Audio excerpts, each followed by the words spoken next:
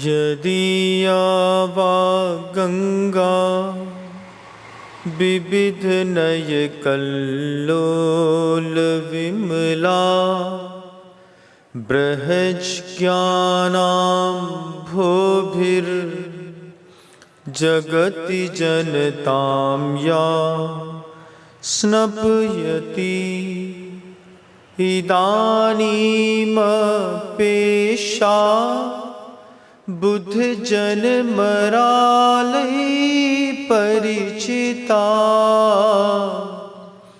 महावीर स्वामी नयन पथगामी भवतु मे। अहिंसा परमो धर्म की परम पूज्य आचार्य भगवंत गुरुदेव श्री विद्यासागर जी महाराज की, वर्तमान आचार्य परमेष्ठी गुरुदेव श्री समय सागर जी महाराज की, समस्त मुनि संघ की, समस्त मुनि संघ की जय। हम लोग पहली बार जब गुरुदेव के पास बीना बारा में सन 2000 में पहुँचे, आचार्य महाराज जी कुछ ध्यान संबंधी उपदेश दे रहे थे। हम लोग तो ज़्यादा समझते नहीं थे, चूँकि गृहस्थ जीवन की झंकार थी घर के दिमाग में। और गुरुदेव के पास पहुंचा तो आचार्य श्री जी अपने करीब 40 साधुओं को साथ में बैठा करके उनको स्वामी कार्तिकेय अनुपेक्षा ग्रंथ को पढ़ाते वक्त कुछ ध्यान की श्रेणियां सिखा रहे थे। पीछे जाकर के बैठ गया, बैठ करके सुन रहा था। गुरुदेव ने अपना आसन लगा करके रखा हुआ था। ठंडी का समय था, दिसंबर की ठंड पड़ रही थी। आचार्य जी आसन के मामले में बहुत सिद्धहस्त थे। उनके आसन 7 घंटे तक लगे रहते थे। रात में अगर उन्होंने 1 बजे बैठ करके पद्मासन लगाया है तो गुरुदेव सुबह 7:45 बजे तक लगातार एक आसन पर बैठ सकते थे। ऐसी उनकी साधन को व्यवस्थित रखने की अपनी जीवन शैली थी। आचार्य जी समझा रहे थे। देखा गुरुदेव कह रहे हैं आसन लगा करके सबसे पहले सुषुम्ना को सीधा करना सीखो। जो रीढ़ की हड्डी होती है उसमें सुषुम्ना नाड़ी का प्रवाह होता है। सारे मुनिराज ने सुना तो अपने आप को सीधा कर लिया। आचार्य जी ने फिर कहा कि नाभि में एक कमल की रचना करो। नाभि में पहले तो कमल को तय करो कि कौन से रंग का होगा। तो सबको अलग अलग अपने अपने रंग दिख रहे थे। गुरुदेव ने संकेत नहीं दिया कि कौन से रंग का कमल होगा। कमल शब्द के बारे में बस कहा और नाभि में कमल की रचना, उसमें अपनी हैंड राइटिंग से अरिहंत का आ लिखो। आ लिख लिया। उसके बाद सिर पर एक कमल की रचना करो। यहाँ पर सिद्धों का सा लिखो, वो लिख लिया। उसके बाद कंठ पर आचार्यों का आ लिखो, आ लिख लिया। कमल बनाया कल्पना से, अंदर आ लिख लिया। आ लिखने के बाद गुरुदेव कहते हैं अपने वक्षस्थल पर, हृदय स्थल पर उपाध्याय का ऊ लिखो। अपनी राइटिंग से ऊ लिख दिया। फिर आचार्य जी कहते हैं अपने मुख कमल पर अंदर कमल की रचना करके उसमें साधु का सा लिखो। पांचों परमेष्ठी की स्थापना करा दी। जब गुरुदेव ध्यान करा रहे थे वो बहुत गहराई पे चला गया। नाभि में ध्यान दिया तो अरिहंत का आ लिखा हुआ है। ऊपर के सिरोभाग पर सिद्ध प्रभु का सा लिखा हुआ है। उसके बाद कंठ पर आचार्यों का आ, उपाध्याय का ऊ वक्ष स्थल पर और साधु का सा मुख के अंदर। और गुरुदेव अपने ध्यान योग से सारे के सारे 40 साधुओं को गहराई पे ले गए। गहराई पे ले जा कर के फिर वो 10-15 मिनट बाद कहते हैं, अब धीरे धीरे समेटो अपने आप को। समेट करके जब बाहर आंख खुली, उसके बाद गुरु जी का जो पहला उद्बोधन था, गुरुदेव कहते हैं जब कभी भी आप ध्यान में जाओ, जब कभी भी आप मंदिर में जाओ, जब कभी भी आप गुरु के पास जाओ, आपको उधर से लौटने पर संसार में घुलने और मिलने में थोड़ा टाइम लगता है। एकदम से घुल मिल जाने वाले मंदिर से बाहर निकले, चप्पल पहनी और शुरू हो गए, का कल्लन का चल रहा है। तो ये जो तुरंत शुरू हो गए, ध्यान से उठे, ध्यान से उठते साथ ही एकदम से पांचों इंद्रियों में आक्रामकता आ गई। मंदिर से बाहर निकलने पर, ध्यान से ऊपर उठने पर, गुरु के पास से जाने के बाद भी या गुरु के पास बैठे रहने पर भी, जब आप अपने सांसारिक प्रकल्पों पे जी रहे होते हैं, उस वक्त आपको ये तीनों सिद्ध नहीं होते। सिद्ध पुरुष की पहचान है कि वो मंदिर से निकलने के बाद एकदम से संसार में घुलता मिलता नहीं है। थोड़ा रुक जाओ भाई, अभी मैं मंदिर से होकर के आया हूँ, मेरी मानसिकता स्वस्थ है, मुझे स्वस्थ रहने दो। धीरे धीरे करके घुलना मिलना अलग वस्तु है। आपसे पूछना चाहता हूँ, आप मंदिर से बाहर निकलने के बाद कितनी जल्दी संसार में घुल मिल जाते हैं? इसका मतलब है अगर आप पैदल मतलब पैर बाहर निकालते साथ ही संसार में घुल मिल जाते हैं, इसका मतलब आप मंदिर में घुल नहीं मिल पाए। आपका मंदिर क्रियात्मक धर्म तो रह गया, लेकिन उससे जो कुछ सिद्धि प्राप्त होने वाली थी, इसमें एक धैर्य रखना पड़ता है।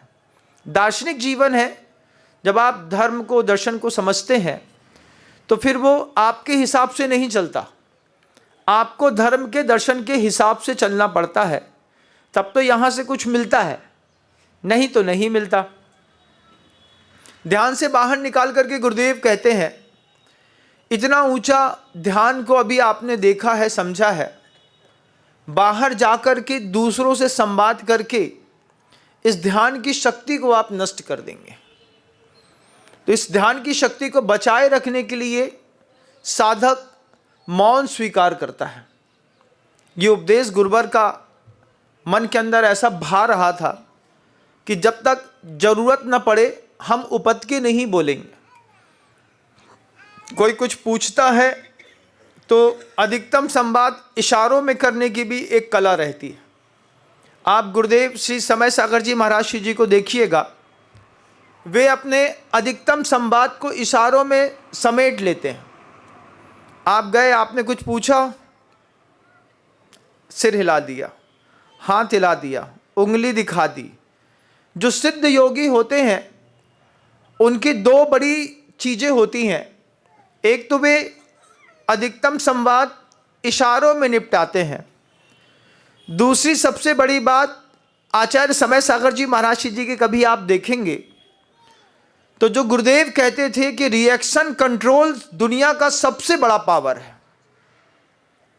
किसी भी चीज में रिएक्शन कंट्रोल, आपको अभी कुछ कह दूं, आप अभी क्रिया की प्रतिक्रिया प्रस्तुत करते हैं, लेकिन गुरुदेव समय सागर जी महाराज श्री जी का रिएक्शन कंट्रोल बड़ा जबरदस्त है। वे किसी भी क्रिया की कोई भी प्रतिक्रिया प्रस्तुत नहीं करते।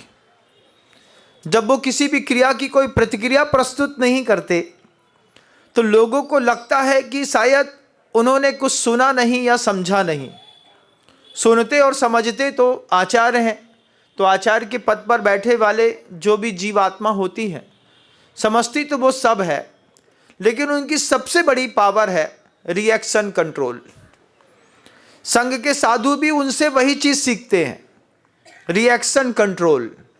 आप भी उससे वो चीज़ सीखिए, रिएक्शन कंट्रोल। जब गुरुजी ने हम लोगों को कहा कि ध्यान के इतने ऊंचे आयाम पर जाकर के जब आप यहाँ से बाहर उतरेंगे, उतरते साथ बाहर शावक हैं, चिल्ला चौट मचा रहा है, जय जयकार कर रहा है, भीड़ है, एकदम से उसमें घुस जाने पर ध्यान की शक्ति नष्ट हो जाती है। मंदिर गए, निर्मल भाव से पूजा करी, पूजा करने के बाद उतरते साथ ही तू तड़ाक मुंह में आ जाए, गाली मुंह में आ जाए, अभक्ष मुंह में आ जाए, सिगरेट शराब मुंह में आ जाए, गुटखा मुंह में आ जाए, अभक्ष पदार्थों में समोसा आलू बंडा मुंह में आ जाए, उतरते साथ ही फलाने की खोबे की जलेबी फेमस है, घर जाने से पहले ही जलेबी खा ली। कितनी जल्दी संसार में घुल मिल गए तुम। गुरुजी कहते थे जो मंदिर से बाहर निकलने के साथ ही संसार में घुल मिल जाए वो कभी मंदिर गया ही नहीं, क्योंकि मंदिर जाने वाला घुलने मिलने में वक्त लेता है। गुरुजी जब हम लोगों को समझा रहे थे, उस समय तो मैं ब्रह्मचारी था, जो महाराज जी लोगों को समझा रहे थे, उस वक्त आचार्य श्री जी सबको उद्बोधन एक साथ सामूहिक रूप से उद्बोधन गुरुदेव का हो रहा था।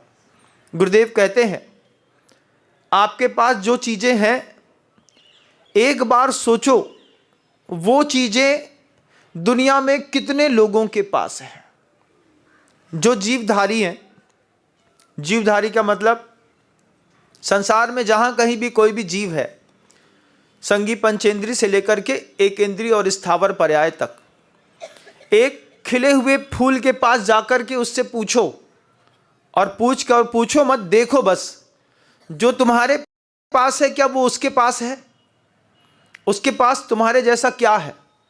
सिर्फ एक इंद्री है उसके पास, स्पर्शन इंद्री। उसमें भी वो खुलना और खिलना जानता है, गंध फैलाना जानता है। हम संगी पंचेंद्री होने के बाद भी खुलना, खिलना और गंध फैलाना तो नहीं जानते, दुर्गंध जरूर फैला देते हैं। बैड स्मेल आपसे फैलती होगी, लेकिन आपने कभी भी अपने जिन शासन की फ्रेग्रेंस नहीं फैलाई होगी। आचार्य श्री जी कहते थे कितना अनमोल जीवन है। मैं उस वक्त सोच रहा था कि गुरुदेव कितना अच्छा उपदेश दे रहे हैं, और फिर गुरुजी कहते हैं कि सोचो, कभी सोचोगे तो पता चलेगा कि बाथरूम में नहाने के लिए कोई गया, बड़ी वाली बाल्टी में पानी भरा, पानी भर करके नहाने की तैयारी कर रहा है, कर ली है, बैठ करके नहा रहा है। एक बार वो सोचे तो उसका चिंतन उसको कुछ और समृद्ध कर सकता है। क्या सोचे महाराज? सोचो तुम्हारे पास एक बाल्टी पानी है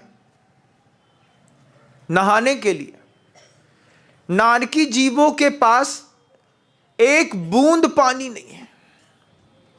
इतनी दाह है उसके शरीर के अंदर, कितनी दाह है, इतनी दाह है, बस पानी पानी पानी चिल्ला रहा है वो, पानी पानी। ऐसी दाह लगी है कि एक बूंद पानी भी मिल जाए तो शरीर का टेम्परेचर उतर जाए, लेकिन उसके पास एक बूंद भी पानी नहीं है। तुम्हारे पास नहाने के लिए एक बाल्टी पानी मिला। अब जब ऐसा चिंतन करोगे तो वो एक बाल्टी पानी और उपलब्धियां भी आपको अनमोलता का अनुभव पैदा करेगी। कितना अनमोल है ये पानी। अभी नहीं है, अभी तो आप बस खोलते हैं और शुरू हो जाते हैं, लेकिन तब अनमोल है पानी जब आप ऐसा चिंतन करें कि नारकी को एक बूंद नहीं मिला, हमको तो एक बाल्टी मिला, कुआं भर के मिला, समंदर मिला, नदियां मिली। फिर अनमोलता का अनुभव करो, ये अनमोल है। इतने अनमोल पदार्थ को व्यर्थ ना करें। इतना तो करें कि कम से कम छान करके उसका प्रयोग कर लें। आप धार्मिक हैं, मैं पूछना चाहता हूं कि आप दान देने की सामर्थ्य आपके पास नहीं है, कोई बात नहीं। पानी छान करके प्रयोग करके अपना जीवन जीने में आपका क्या जाता है, लेकिन आपकी वो भी सामर्थ्य नहीं है। पानी छान करके नहाने का नियम ले लो, छने पानी से नहाएंगे। नहाना तो रोज है ही। जब कभी भी मुंह धोएंगे, जब कभी भी हाथ पैर धोएंगे, सिर्फ छने पानी से। इतना नियम भी लेकर के देखो, लगेगा कि जिनकुल में आने के बाद भी एक भी जैन शासन के नियमों और कुलाचारों में पालन करने में यह जीव प्रवृत्त ना हो पाया। साधु कितना जबरदस्त है, एक कमंडल छना पानी प्रासुक रखता है, उसी में पूरा दिन गुजार देता है, क्योंकि उसको उसकी अनमोलता का पता है। उस पर भी आधा कमंडल पानी अगर गलती से गिर जाए तो कोशिश करता है कि जितना बचा है उसमें दिन गुजार लें, दोबारा ना लेना पड़े। क्योंकि गुरुजी कहते थे, जो तुमको मिला है वो भी कितनों को मिला। जो तुमको मिला वो किसको मिला। आप जाकर के बाहर देखो, रोड में खड़े हुए किसी व्यक्ति को देखना, ठेले पे खड़ा होकर के वो बड़े चाव के साथ अपनी भूख मिटा रहा होगा। उसको क्या मिला क्या नहीं मिला, उसको घर का शुद्ध भोजन नहीं मिला। उसकी भूख मिटाने के लिए बाहर होटल का खाना ही काम आता है। तुमको तो शुद्ध भोजन मिला, मिला कि नहीं मिला, लेकिन उसके प्रति तुम्हारा अहोभाव नहीं है। जब आप इस तरीके से अपने प्राप्त सामग्रियों की दुर्लभता का चिंतन करते हैं, उस चिंतन करने पर आपके अंदर हर वस्तु को लेकर के अहोभाव है, शरीर को लेकर के भी अहोभाव है। कैसा अहोभाव, किसको मिला, हमको मिला, उसको नहीं मिला। बच्चा मिला, पैदा हुआ, ओंठ पूरा कटा मिला, मुंह खुला, माँ देख करके धक्क हो गई, अब इसकी शादी कैसे होगी। बच्ची को अगर मान लो कटा ओंठ मिल जाए तब आफत आसमान हो जाती है, क्योंकि चेहरे के बिना तो जीवन ही संभव नहीं। तुमको सब मिला, लेकिन हर मिली हुई चीज में तुमने कभी भी अहोभाव नहीं किया। अनमोल है पानी, अनमोल है जवानी, अनमोल है वाणी, हर चीज में अनमोलता है। कितने लोगों को जुबान मिली, कोई एक आध बौरा मिलता होगा, गांव में देखा होगा, ऐसा ऐसा कहते कहते बात करता है। वो बात करता है, अपने चेहरे पर मुस्कुराहट और दीनता एक साथ दिखाता है, लेकिन आपको जुबान मिली तो क्या निकला मुंह से। किसी की प्रशंसा, गुणानुवाद, स्तोत्र पाठ की गाली गलौच। महाराज, गाली गलौच का तो अपना ही वैभव है। जब तक दो बड़ी गाली बोल करके जीवन न जियो, लगते नहीं जीवन जी रहे हैं। लेकिन शब्द की धन्यता अनुभूत नहीं होती। जल मिला, जल की धन्यता अनुभूत नहीं होती, क्योंकि आप ऐसा सोचते नहीं हैं। गुरुजी ने हम लोगों को सोचने के लिए मजबूर किया। रोज चिंतन करते थे एक ही चीज का, जो मुझको मिला वो कितनों को मिला। आज भी सोचता हूं, जो गुरुजी ने मुझको दिया वो कितनों को दिया। आचार्य श्री जी के पास जब 2018 में ये दीक्षाएं हो रही थी ललितपुर में, आचार्य श्री जी कह रहे थे, मुझे दर्द है इस बात का कि मैं आपको बहुत कुछ दे सकता था, लेकिन मैं आपको दे नहीं पा रहा हूं। नहीं देने का भी एक दर्द होता है। कभी आपको नहीं देने का दर्द हुआ? नहीं हुआ होगा। जब माँ को बच्चा हो जाए और बच्चा दूध ना ले तो माँ से पूछो कैसी पीड़ा होती है।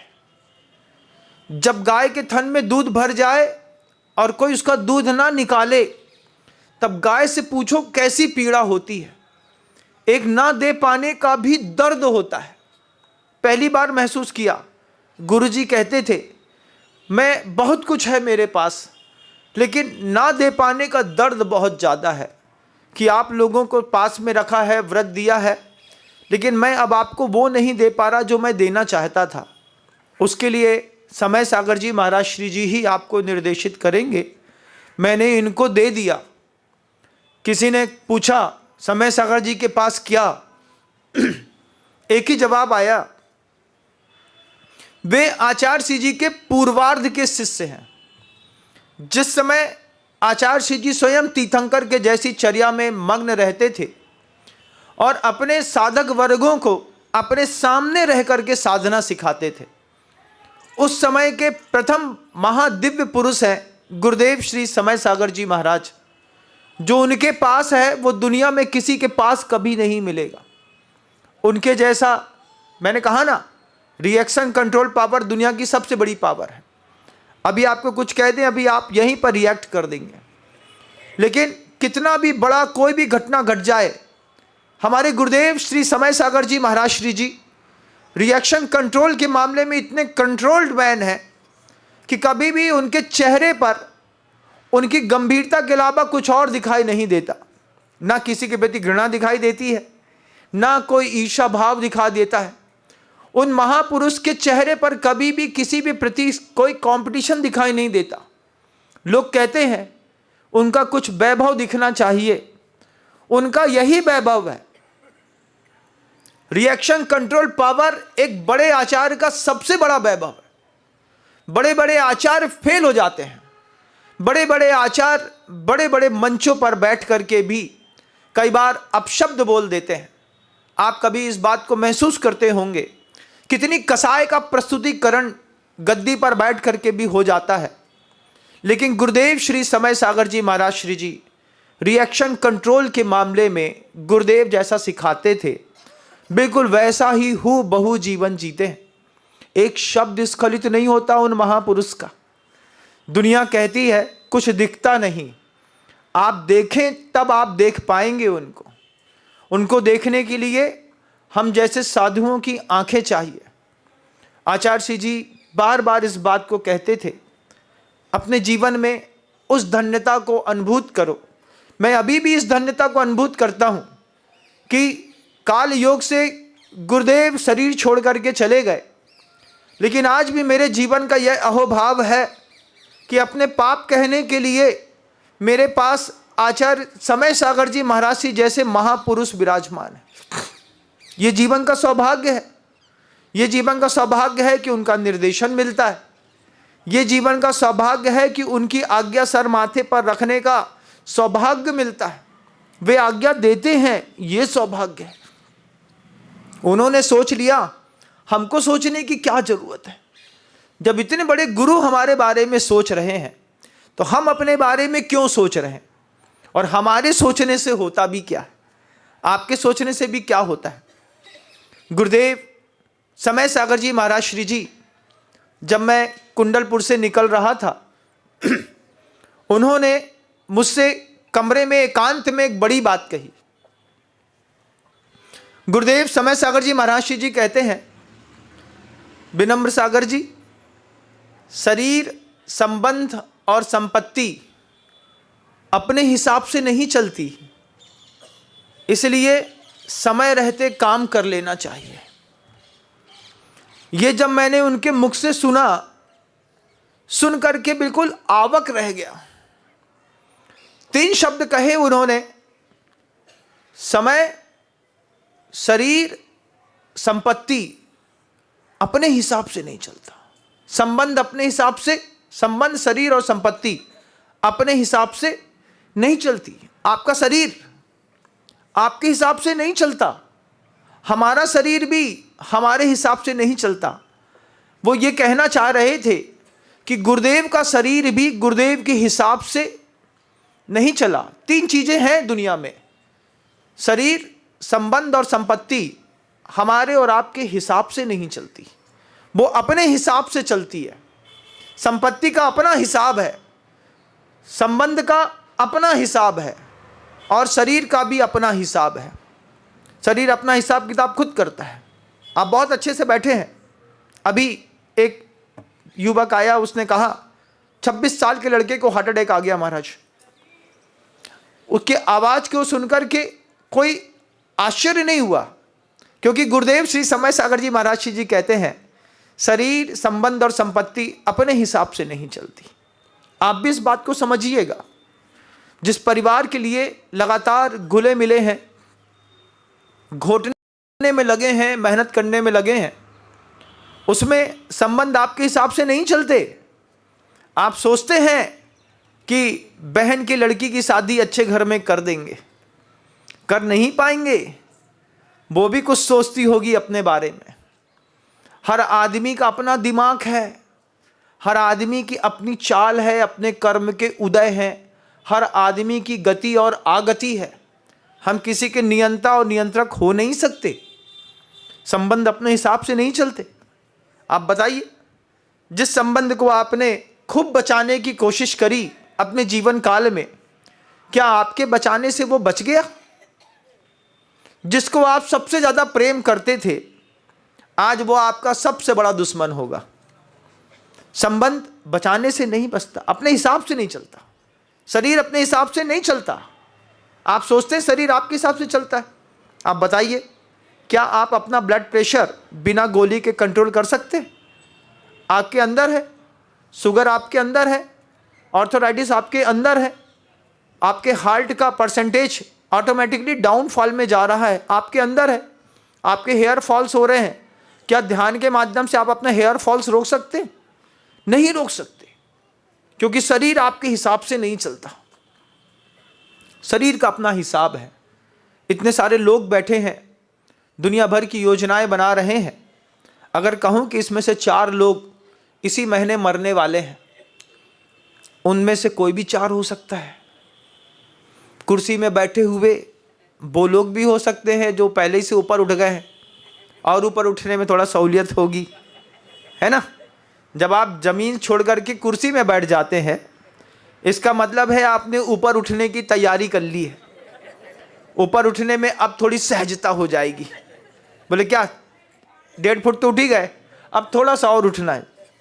तो राजू उठने में समय ज़्यादा नहीं लगता। शरीर आपके हिसाब से नहीं चलता, संपत्ति आपके हिसाब से नहीं चलती। संपत्ति आपके हिसाब से कहाँ चली? कितना पैसा कमाते हो, दिन भर रात भर एक घर में 3-3 4-4 लोग मेहनत करते हैं, उसके बाद भी रोना है। महाराज कमाते तो बहुत हैं, पैसा बचता नहीं, कहाँ चला गया? संपत्ति आपके हिसाब से नहीं चलती, उसकी अपनी चाल है। वो सिर्फ पुण्यात्मा के पैर दबाती है, पापियों से मेहनत करवाती है, पुण्यात्मा के पैर दबाती है। वही भोग पाता है। तुम सिर्फ कमा सकते हो, धन को भोग नहीं सकते। पुण्य की शक्ति में और भोग की शक्ति में जमीन आसमान का अंतर होता है। गुरुजी ये बात बार बार कहते थे, हम सबसे कहते थे और बोलते थे, जाना संसार में तो बताना उनको भी कि पुण्य की शक्ति और भोग की शक्ति में जमीन आसमान का अंतर है। पुण्य की शक्ति कैसी? पुण्य की शक्ति में 6 खंड का 1 मकान, 2 मकान, 3 मकान, 4 मकान, 5 मकान, 6 मकान बना सकते हैं। 200 एकड़ जमीन हो सकती है, 5-10 बड़ी दुकानें हो सकती हैं, 2 किलो सोना, 50 कुंटल चांदी हो सकती है। पुण्य की शक्ति है। भोग की शक्ति में क्या है? 6 खंड के मकान में क्या हर कमरे में घुसने की ताकत है तुम्हारी?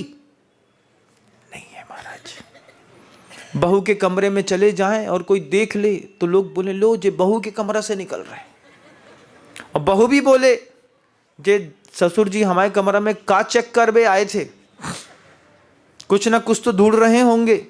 कितनी मर्यादा है, बनाया है। पुण्य की शक्ति है, भोग की शक्ति नहीं है। 2 घड़ी एक साथ पहन नहीं सकते। 2 चैन पहन ली तो दूसरा कोई पूछ लेगा, एक तो तेरी है एक किसकी है ये बता, उसमें आफत है। 2 अलग अलग रंग के जूते एक साथ नहीं पहन सकते, नहीं तो जोकर कहलाएंगे। भोग की शक्ति सीमित है। 5-7 हजार रुपए का एक जूता पहन लिया, तुम्हारी इससे ऊंची की सोच ही नहीं है। तुम इससे ऊपर खरीद भी नहीं सकते, इससे ऊपर तुम दान भी नहीं दे सकते। भोग की शक्ति सीमित है, पुण्य की शक्ति अपार है। अपार है पुण्य की शक्ति। पुण्य की शक्ति से तो बहुत कुछ इकट्ठा कर सकते हो, लेकिन भोग की शक्ति सीमित है। भोग की शक्ति कैसी है महाराज? जब टीवी में वो बड़ी वाली थाली वाला खाना देखते हैं ना, जिसमें 100 कटोरियाँ लगी रहती हैं, रसगुल्ला है, कलाकंद है, जलेबी है, इमरती है, दही है, पकौड़ा है, फिर उसमें अच्छी सब्जी है, फिर रायता है, फिर पापड़ है, फिर अचार है, उसके बाद नमकीन है, फरसान है, फिर तंदूरी रोटी है, फिर मिस्सी रोटी है, दाल मखनी है। ऐसा लगता है सब खा लें।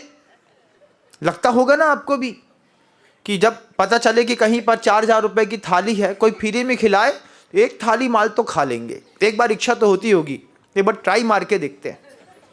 लेकिन आचार्य कहते हैं लोलुपता हो सकती है, भोग की शक्ति नहीं है। जैसे ही वो थाली सामने रखेंगे ना, तो एक रोटी खा करके 1 कटोरी दाल खा पाओगे, पानी पियोगे, बोलोगे पेट भर गया। गलती से सब खा लिया तो फिर अगले 4 दिन तक कुछ नहीं खाओगे, सिर्फ हाजमोला खबेगी। क्यों?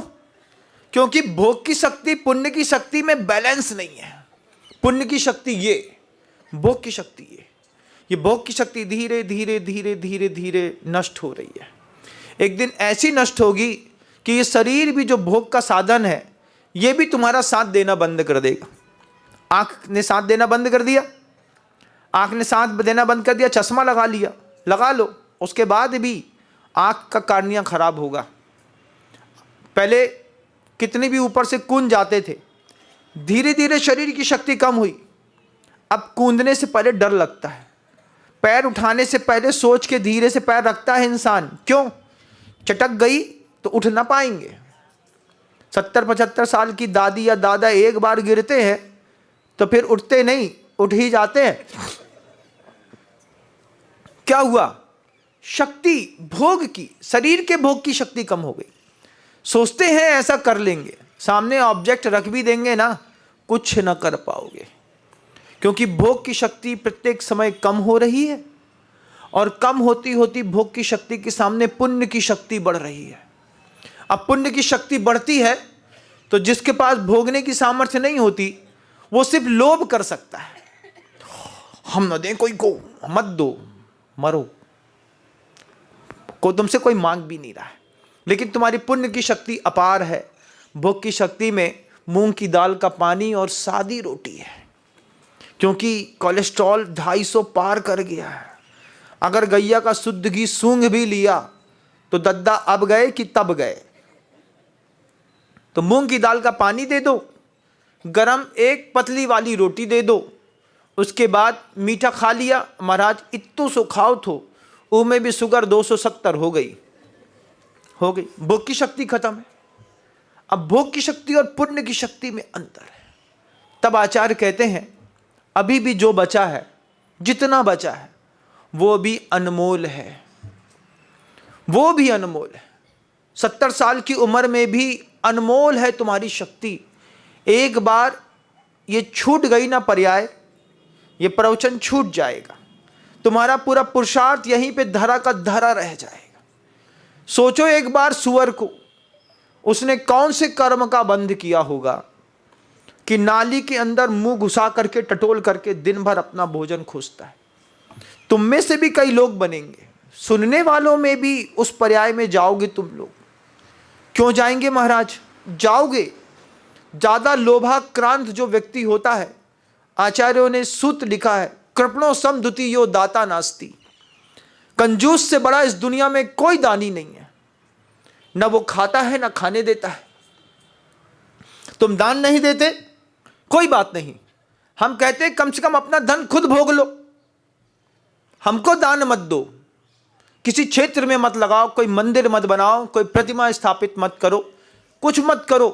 तुम कर भी नहीं पाओगे, क्योंकि तुम्हारी लोभ की शक्ति बड़ी जबरदस्त है। इतना तो करो कि जो धरा है वो तुम खुद भोग लो। नहीं महाराज, हम भोगेंगे भी नहीं, भोगना भी नहीं है, दान भी नहीं देना है। कृपणो सम द्वितीयो दाता नास्ति। किसी भी डीड पर साइन तक नहीं करना है। क्यों? लड़के को भी नहीं देंगे। क्यों? लड़के के ऊपर भी विश्वास नहीं है। जो बड़ो लड़को तो बहुत ही है। क्यों? इसने हमारी जिंदगी बर्बाद कर दी। बड़े को तो एक पैसा नहीं देंगे और छोटे वाले को, वो तो हमारी सुनता नहीं है, उसको भी नहीं देंगे। ना हम खाएंगे ना हम खाने देंगे। बस लोलुपता के चरम पर बैठे हुए वो लोग, उनसे एक ही बात कहूंगा, तुम दान नहीं दे रहे हो कोई बात नहीं, तुम्हारे दान से वैसे भी दुनिया में कोई फर्क पड़ने वाला नहीं है। तुम कम से कम जो धन तुम्हारे पास है उसको भोग लो, तो भी हम मान लें कि धन तुम्हारे जीवन में सार्थक हो गया। तुम भोग भी नहीं पाते, तुम दान भी नहीं कर पाते, सिर्फ बैंक में घुसा घुसा के रख लिया। आज से 20 साल पहले एक एफडी रखी होगी बांध करके 50,000 की, 1 2 3 4 बोले महाराज जी 25 एफडी हैं 50,000 की। 20 साल पहले मेहनत करके पुरुषार्थ करके कमा के धन को बैंक में जमा करा दिया था, आज तक नहीं निकाला। न खा रहे न खाने दे रहे। उनसे बोलो मकान बना लो, पैसा नहीं है। तुम्हारे मरने के बाद पैसा निकलेगा। जब दुनिया भर के लोग बोलेंगे ये तुम्हारे कक्का ने आधा तोला सोना दिया था, ये तुम वापिस रख लो यार, मरे आदमी की हाय नहीं लग जाए। तुम्हारे मरने के बाद हमने देखे ऐसे लोग जिनको रिटायरमेंट का इतना पैसा मिलता था, उनने परिवार में 1 रुपए दान नहीं दिया। मरने के बाद उनकी पूरी की पूरी शक्ति संपत्ति जब बड़े लड़के के हाथ में आई तो विवाद मचा गई। हार्ट अटैक में बड़े लड़के का हार्ट फेल हो गया। 2 नंबर के लड़के को लगा कि जिस संपत्ति पे हाथ धरते वक्त बड़े भैया मर गए, इसको हम धरेंगे तो हमारा क्या होगा। वो मरा, मतलब उसका बाप मरा, बड़ा भाई मरा। उसके बाद तीसरे व्यक्ति ने वो संपत्ति उठा करके दान कर दी। किसी काम की नहीं है तुम्हारी संपत्ति। तुम दान नहीं दे पा रहे हो, इस बात का मुझे अफसोस नहीं है। मुझे अफसोस तो इस बात का है कि तुम भोग भी नहीं पा रहे हो। तुम्हारे घर का पैसा तुम्हारे काम भी नहीं आएगा। तुम्हारे घर का पैसा पुलिस वाले लेकर के जाएंगे। तुम्हारे घर का पैसा सरकार एक झटके में निकाल लेगी।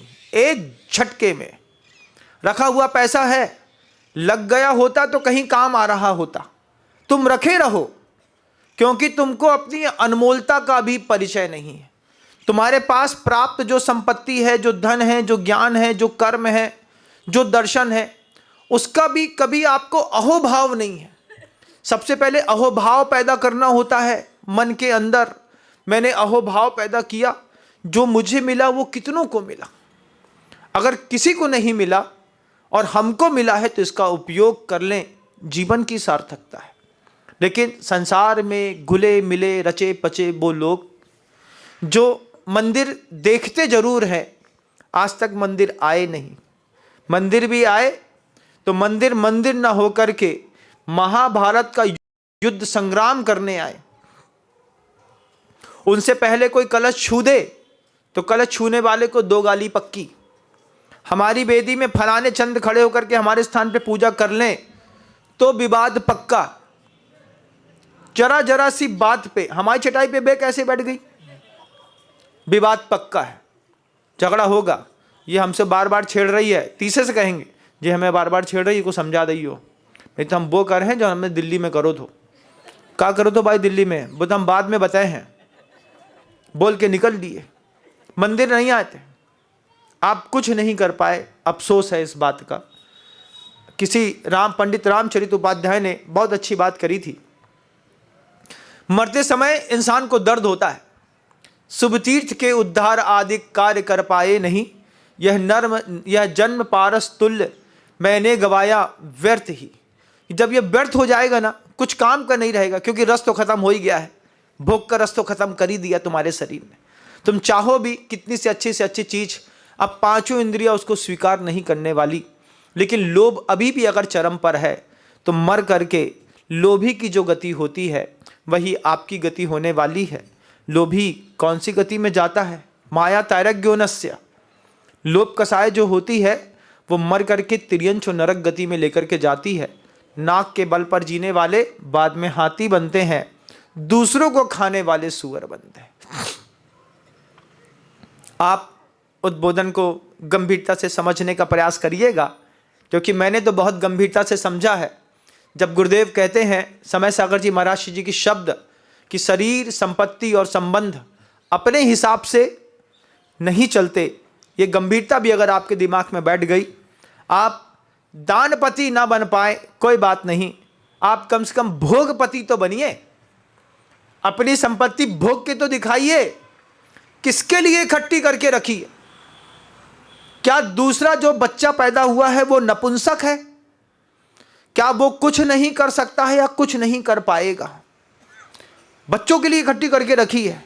तुम ही करता धरता हूं। अपने पिता की संपत्ति जब तुम्हारे पास आई थी तो तुमने भी सिगरेट और दारू में उड़ाई थी, और तुम्हारी मेहनत का पैसा भी तुम्हारे बच्चे सिगरेट और दारू में ही उड़ाएंगे। जब वो अपनी मेहनत का पैसा कमाएंगे तभी उससे वो जीवन चला पाएंगे। सिगरेट और दारू के लिए अगर तुम अपने बच्चों को पैसा देना चाहते हो, इससे अच्छा है दान करो।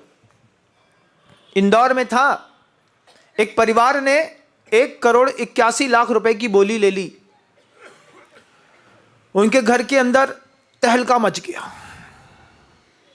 पिताजी ने 1,81,00,000 की बोली ले ली है विनम्र सागर जी के पास। परिवार के लोग आए, हमसे बोला बोली कैंसिल करनी है।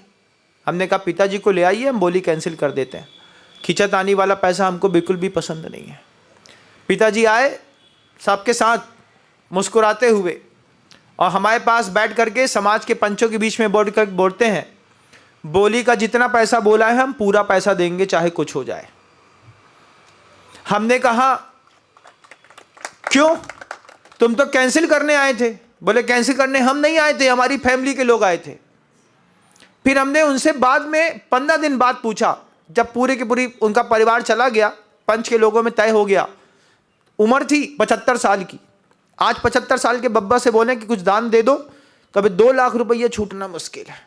महाराज हमें तो जितनी ताकत होते हम उतना ही बोलत, तुम्हारी ताकत कुछ नहीं है, तुम ऊपर जाने वाले हो, तुम दान नहीं दे पाओगे।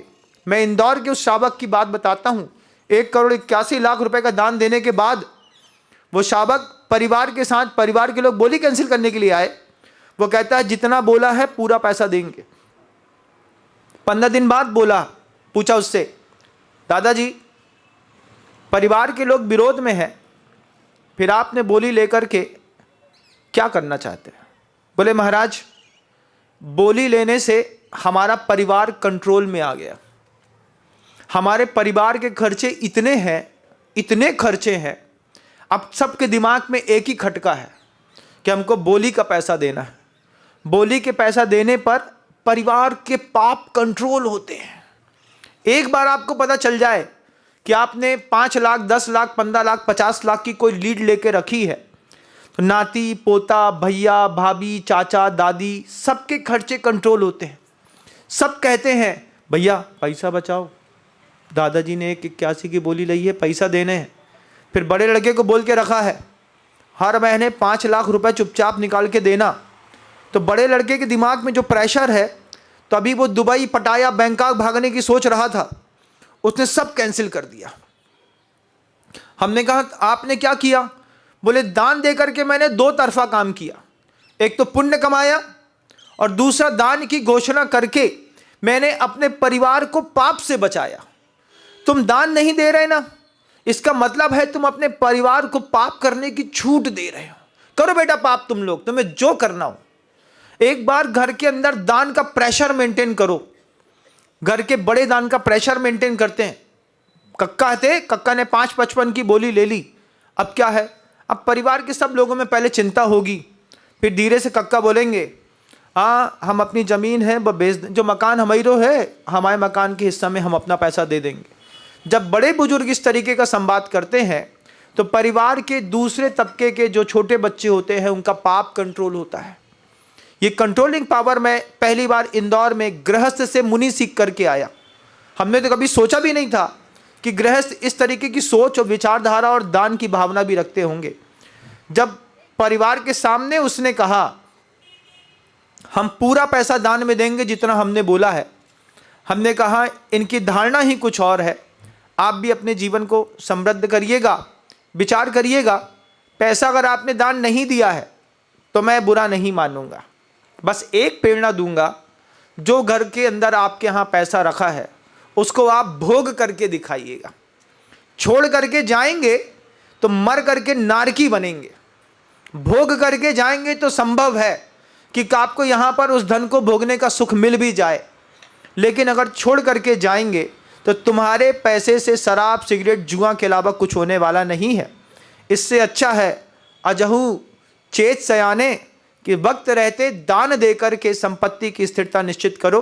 सौभाग्य है, वरना तो आपके जीवन का दुर्भाग्य है। शब्दों को विराम देता हूँ। गुरुदेव श्री विद्यासागर जी महाराज।